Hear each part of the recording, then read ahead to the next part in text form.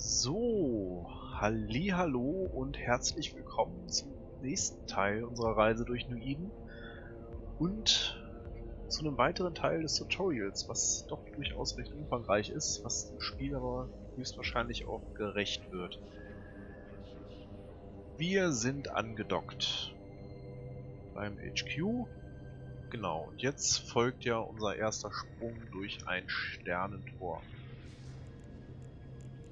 Das machen wir auch gleich. Undocking.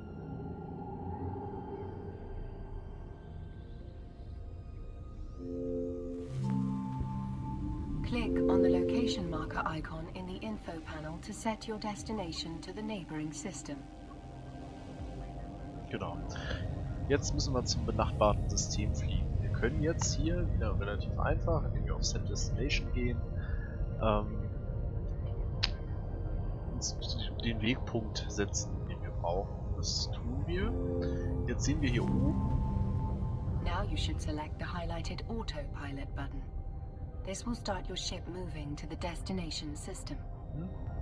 Gut, das werden wir jetzt für das Tutorial mal machen. Uns wird nahegelegt, den Autopiloten zu nutzen. Das werden wir wahrscheinlich gleich sehen. Bietet sich normalerweise nicht so an, es sei denn, man ist AFK unterwegs, was nicht besonders ratsam ist, aber wenn man in gut gesicherten System unterwegs ist, dann kann man das schon mal machen. Aber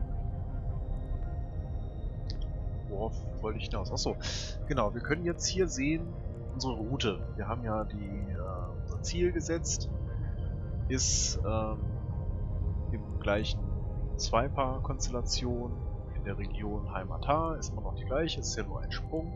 Wir sind in Amold, das ist das momentane Sonnensystem, und wir sollen nach Pator springen.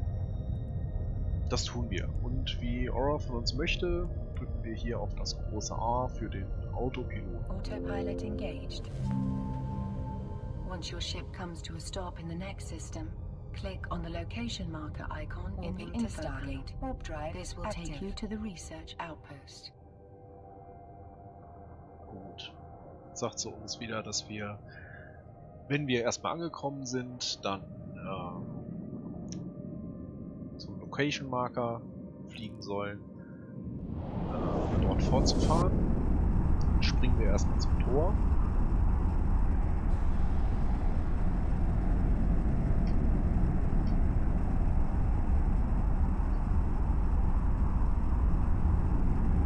Dann werden wir wahrscheinlich das Problem mit dem Autopiloten sehen, das ich damit auch noch ein bisschen habe.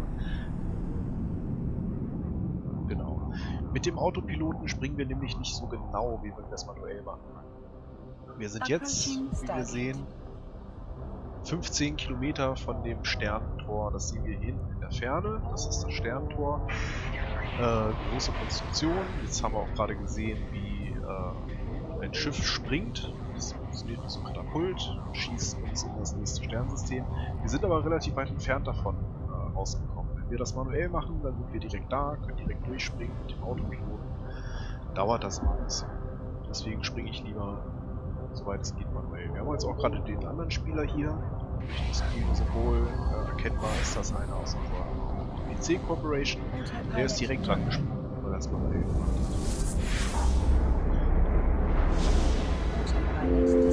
So, damit sind wir gesprungen. Wir sehen auch, wir sind unsichtbar. Das passiert immer. Also später kann man auch Module kaufen, bauen, verbauen, die uns im Flug unsichtbar machen. Wenn wir in ein neues System springen, sind wir grundsätzlich erstmal unsichtbar für einen gewissen Zeitraum. Das wird uns hier oben angezeigt. Jetzt noch 35 Sekunden. Sobald wir uns bewegen, werden wir sichtbar, also auch für die Spieler, die jetzt um uns herum sind. Das ist so eine Zwischensicherung. Wenn man irgendwo reinspringt und man stellt fest, da ist eine Blockade, da ist gerade ein Gefecht, dann hat man noch die Hoffnung, eventuell zieht es vorbei oder man kann sich schon mal was zum Springen suchen. In der Hoffnung, dass man möglichst schnell da wegkommt. So, Warp to Location. Warp drive active. Dann springen wir mit unserem kleinen Schiffchen da mal hin.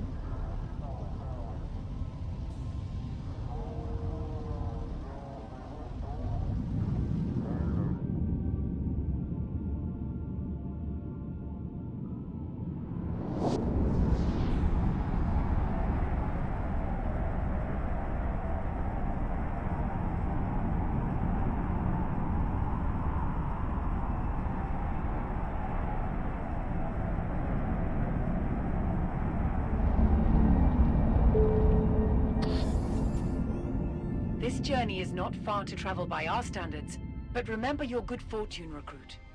The Minmatar Republic covers several regions and contains many star systems, but most of our people don't even get off the planet they were born on. Even better, you're on the way to becoming an independent capsuleer, with the right to own and pilot your own ships. That status comes hard and carries high honor, recruit. Help the tribes prevail today, and you may just earn it. Okay, recruit. You're on the verge of some dark depths now. Very few pilots have ever been allowed to enter this place, let alone trainee capsuleers. These strategic sites are almost always placed in locations that discourage idle visitors, even if they're among the more unique locations in New Eden. And this one, well, this one is off the grid and totally silent. I can't tell you what you might find in there. Keep a lookout at all times. Captain, you should... Machen wir. Gut. Also, jetzt wurde uns nochmal gesagt, wie besonders unsere Situation ist, dass einige gar nicht von den Planeten runterkommen und wir werden ziemlich privilegiert und dass wir jetzt dabei sind, uns an etwas anzunähern, was sonst kaum jemand sieht, und sie kann uns auch nicht genau sagen, was wir zu sehen bekommen. Da sind wir schon ganz gespannt. Das hier ist ein Beschleunigungstor, das funktioniert so ähnlich wie die Sternentore, wie so ein Katapult, und die sind meistens vorgeschaltet vor Questgebieten.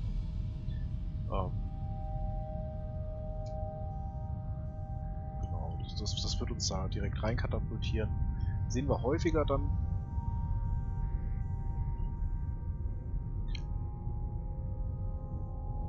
So, machen wir das Ganze mal ein bisschen schneller. Wir haben ja gelernt. Und wir können hier auch gleich, was sonst bei HQs, bei Stationen das Docken ist hier das Aktivieren des Tores.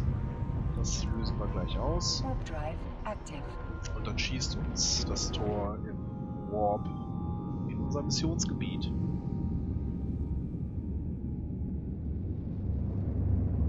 So, da sind wir. Das sieht nicht so gut aus. By the 7 tribes. It looks like another fleet was blown to pieces in here. Drifters, without question, but how? And when? We've heard nothing about a fleet engaged in combat at this site. There should be a Sisters of Eve outpost in here, but this mess worries me. You'll have to dive into the depths of the site, get to the research outpost and see what answers it holds. Navigate over to it at once, but stay alert. Hostile action is a real possibility. Captain, this site is quite unusual, and it is enormous.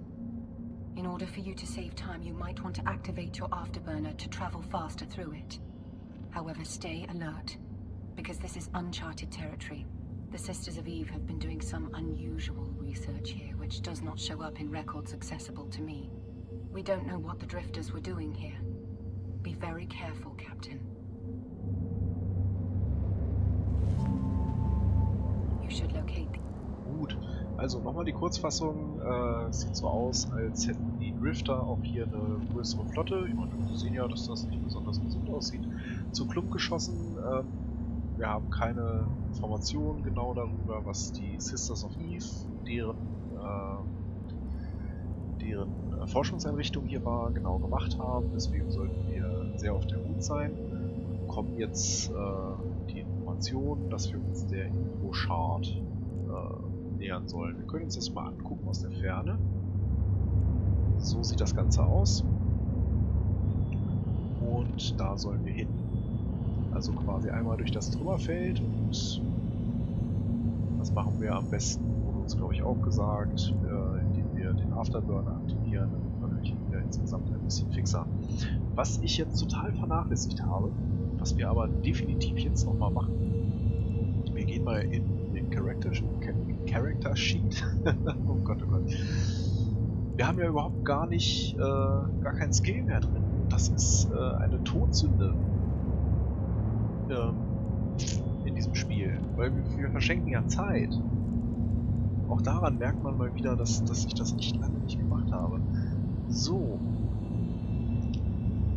Hier hinter sehen wir, wie lange es dauern wird. Wir haben schon ein paar Skills, die wir weiter trainieren können.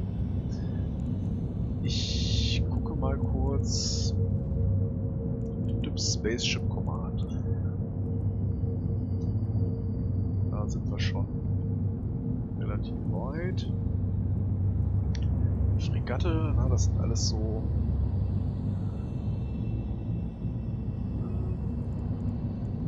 Das ist jetzt natürlich schwierig. Aber ich würde einfach mal sagen, den Afterburner benutze ich relativ viel. Also machen wir mal den Zweier für die Afterburner, die Acculation Control, dass wir nochmal 5% Bonus bekommen auf die Geschwindigkeit. Direkt dahinter die Agilität des Schiffes um 5%. Die Effizienz des Warp Drives, also ne? Auch hier, wie gesagt, es gibt unfassbar viele, also unfassbar viele, aber sehr, sehr viele Gebiete, die man skillen kann, und das ist sehr, sehr, sehr, sehr feingliedrig. Micro Warp Drive brauchen wir jetzt noch nicht. So, ich will auch gleich weitermachen. Ich will nur schon mal einen hinterherlegen. Und dann würde ich sagen, nehmen wir nochmal die Mining-Fregatten. Damit werden wir auch unterwegs sein. Und die Trajectory. Es wird spät, ich sollte ins Bett. Da kriegen wir einen Bonus von 5% pro Skill-Level auf den Vorlauf von unseren Turrets. Das hängen wir auch mal hinterher. Dann sind wir die nächsten 7 Stunden und 5 Minuten erstmal beschäftigt. Ich muss nur dran denken, dass ich, machen wir jetzt schon einen Sharpshooter hinten rein. Surgical Strike. Der Sharpshooter 5% auf die optimale Reichweite. Den Surgical Strike 3% auf den Schaden. Und auf den Schaden will ich gleich nochmal gehen. Dann haben wir schon einen Tag, 7 Stunden und 38 Minuten, die jetzt in Skills drin sind. Gut, damit sollten wir erstmal beschäftigt sein. Dann zoomen wir zurück auf unser Schiff. Da ist der Infochart. Wir nähern uns und wir hauen den Afterburner rein. Continue to approach the info shard. We need you to be within close proximity. Remember to stop your ship when you reach the shard. Ja, genau. Jetzt wird uns mal gesagt, wie wir das Schiff anhalten, wenn wir da sind.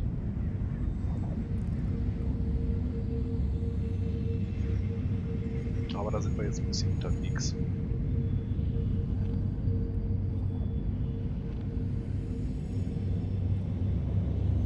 So, wir sehen auch hier wieder, wie in dem anderen Sternsystem, hier in diesem Sternsystem 24 andere Spieler unterwegs. In der NPC Corporation, in der wir gerade sind, um 200 Leute im Chat oder 200 Leute online. Das ist auch noch eine Besonderheit von EVE Online. Es gibt nicht verschiedene kleinere aufgesplittete Server, sondern es handelt sich bei der Struktur um ein Server-Cluster.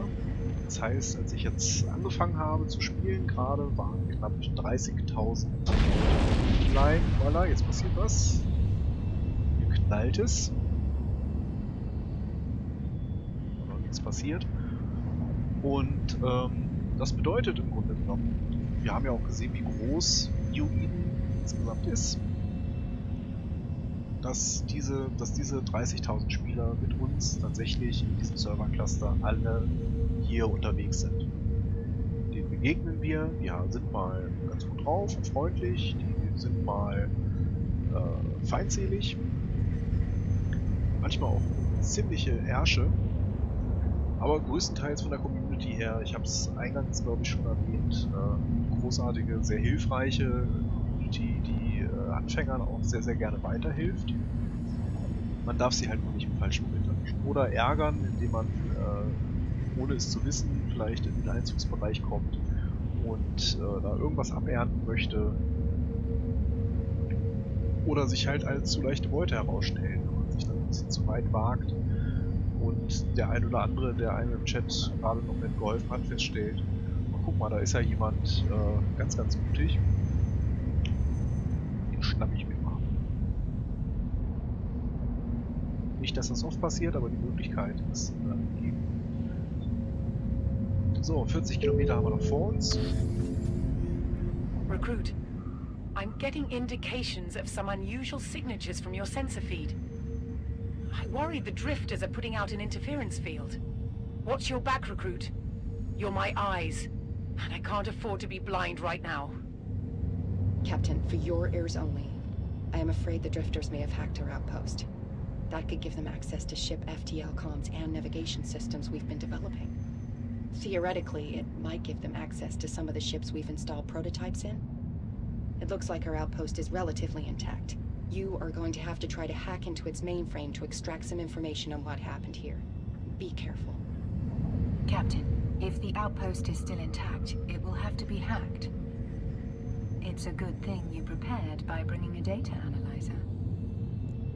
Hacking is a delicate process, but mastering it can give you access to a lot of wealth in some of the deep and hidden pockets of New Eden.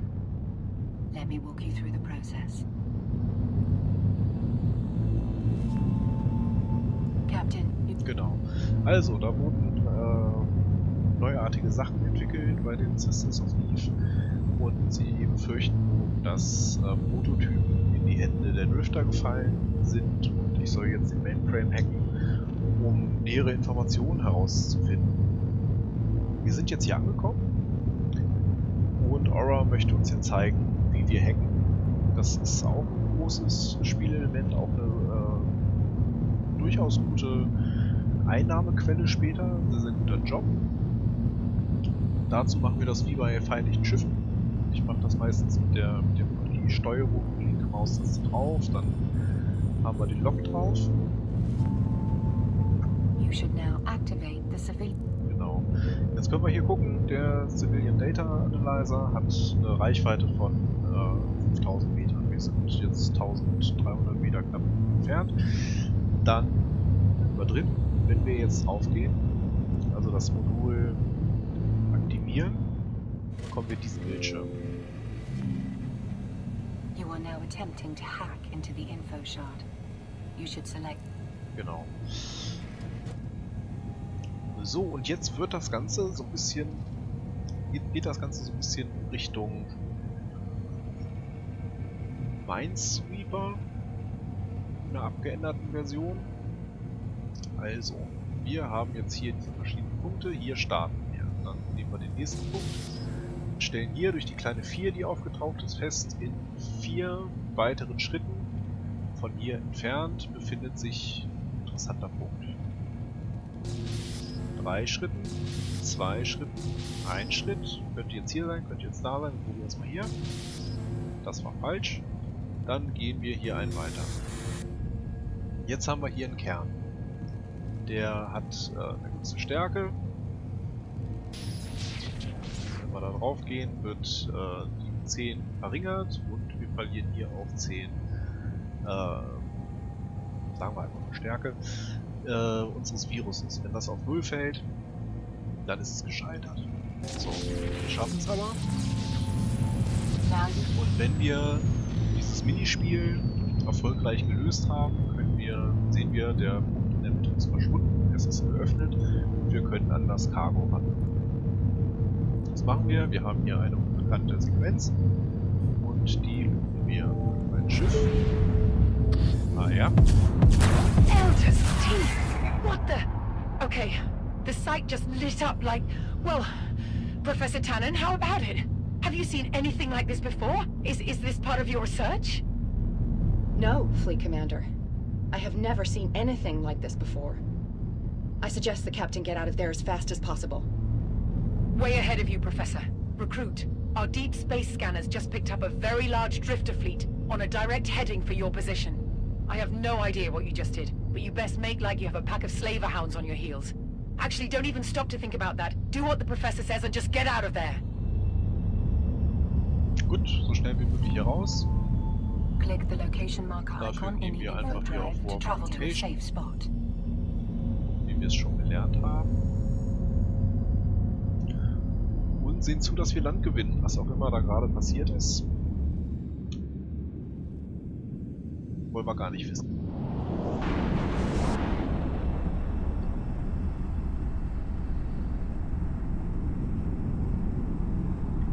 So, das soll jetzt ein Safe Spot sein.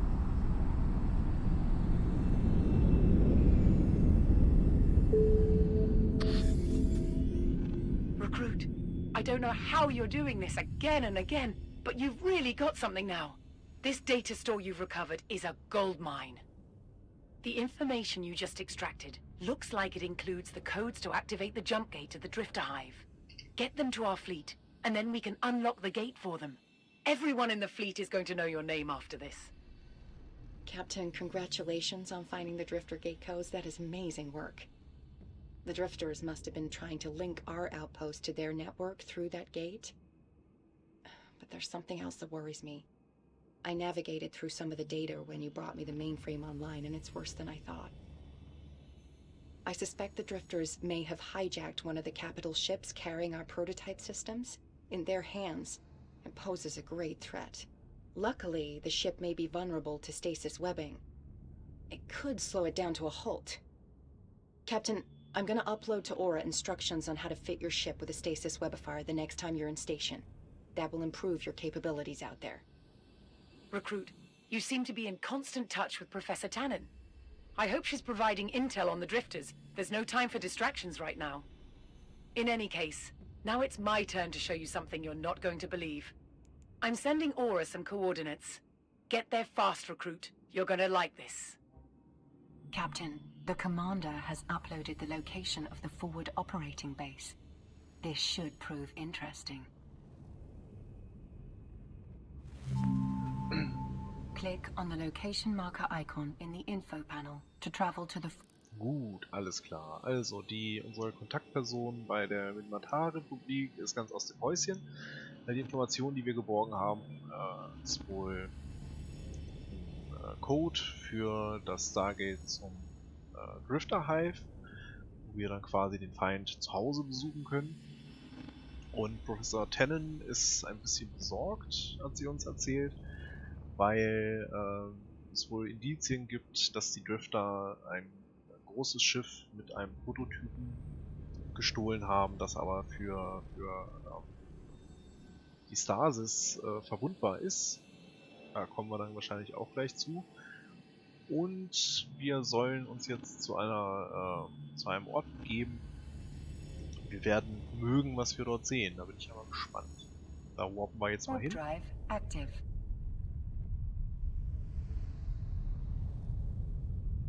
4,26 Lichtjahre.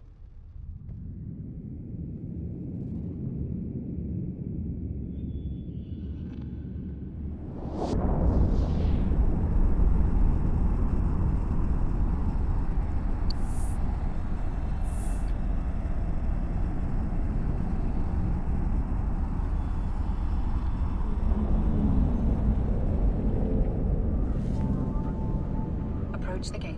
Das haben wir schon gemacht. Das ist wieder eins von diesen Beschleunigungstoren. Das hier ist ein Service Outpost der Minmatar. Okay. Ich nehme mal an, wir werden jetzt hier die Flotte sehen, mit der wir dann wahrscheinlich die Drifter angreifen werden. Bin ich mal gespannt.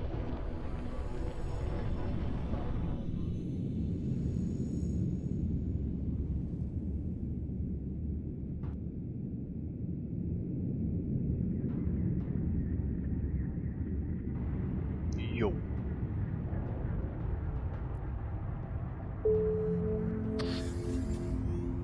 Behold, an avenging sword of the Minmatar Republic. Our fleet, the force that will strike at the Drifters. Dreadnoughts, battleships, cruisers and frigates are all being prepared for action at our Astrahus Citadel forward operating base. All soon to be loaded with the key codes you recovered. The entire force will be able to jump right inside their outer defenses. Recruit, I don't usually do this, but it's going to take a few minutes to upload the jump gate keys from your mainframe. I suggest you fly down and introduce yourself.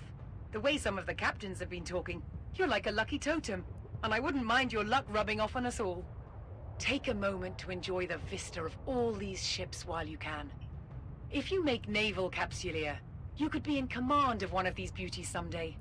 I promise you, they're even more inspiring when you're in control. Aura, help our favorite recruit get a handle on the might assembled before us. Is this him? Is this the pilot that saved the research crew and found the gate codes? Captain, the assembled strike force includes several ship classes you'll often encounter in New Eden. Damn, recruit. Took me 6 months before I posted my first confirmed kill. You can take a closer look at any of the ships by using the radial menu to select Look At. Remember to refocus your camera by right-clicking and select Look at my ship. Hey, recruits. Our crew's been talking about you non-stop today. All right, Fleet, calm down. Our hero of the hour is going to stick around while we upload the key codes from their ship. Then the Republic has a special surprise back at base. The Minmatar take care of their heroes. Am I right, Fleet? Affirmative, Fleet Commander. Captain, the upload is going to take a while. In the meantime, take a look at our Astrahus forward operating base. It's a citadel-type structure. Citadels are the biggest structures in New Eden that capsuleers can build. These massive cities are quite the sight to look at. Since you have to kill some time while the key codes are uploading to the fleet, you have a perfect opportunity to practice some of your maneuvering skills. You can try manual piloting by double-clicking anywhere in space, or you can use the arrow keys on your keyboard for a unique piloting experience. Okay, recruit. The upload is complete, and the fleet is almost ready for the battle. While we're prepping the remaining squadrons, I suggest you head back to base and pick up that special item I was talking about a moment ago. Sounds good, doesn't it? Trust me, it's better than you think. When you are ready, fly to the forward point, next to the Dreadnought-class vessel. So, ja, jetzt haben wir schon ein bisschen vorgegriffen, beziehungsweise haben jetzt eine ganze Menge Informationen. Das ist tatsächlich die Flotte der Minmatar, mit denen wir jetzt die Drifter angreifen sollen. Wir haben auch schon ein bisschen vorgegriffen und haben uns schon ein paar von den Schiffen angeguckt. Das sind, wie auch erwähnt wurde, alles Schiffe, die wir dann später, wenn wir weiter auf Minmatar skillen, fliegen können. Das ist ein Zerstörer, steht hier Destroyer der Thrasher-Klasse. Wir haben Battleships der Maelstrom-Klasse, die sehen so aus. Und da sind echt ein paar sehr schicke Schiffe dabei. Wir haben da hinten Carrier stehen von verschiedener Art und Klasse. Und hier vorne haben wir einen Dreadnought. Das ist ein ziemlich großes Schiff. Auch sehr, sehr schön. Diese Schiffe erinnern mich immer, wenn das jemand noch kennt, an Homeworld. Ein super tolles Spiel. Daran erinnert mich dieses Schiff immer. Bin leider noch nicht dazu gekommen, so ein Liebling mal zu fliegen. Aber auch hier, vielleicht schaffen wir das ja mal zusammen. Das würde mich auf jeden Fall reizen. Ein paar Slasher dazwischen. Gut. Aber ich hoffe, ich komme jetzt hier nicht zu einem Plotstopper oder so. Ich würde die Folge gerne beenden. Dafür nehme ich jetzt einfach hier die nächste Basis, die wir haben, und würde da mal andocken. In der Hoffnung, dass wir den Weg wieder zurückfinden, beziehungsweise dass wir das überhaupt dürfen. Denn ich habe ein Problem. Nein, okay, wir kommen dann wieder zurück. Wir haben jetzt wieder die Auswahl Location. Gut, dann docken wir jetzt nochmal schnell hier bei der Factory an.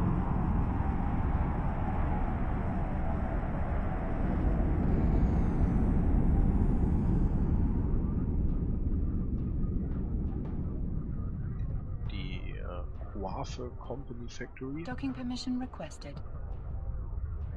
Docking request accepted.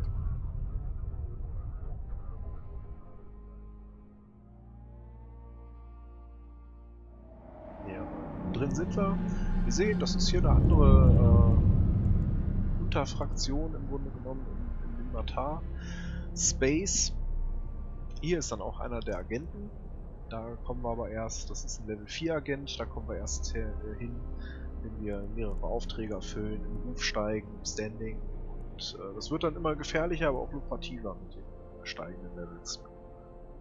Gut, dann bedanke ich mich wieder für eure Aufmerksamkeit. Wie immer, Tipps, Tricks, Anregungen, Gedöns in die Kommentare, immer gerne an mich.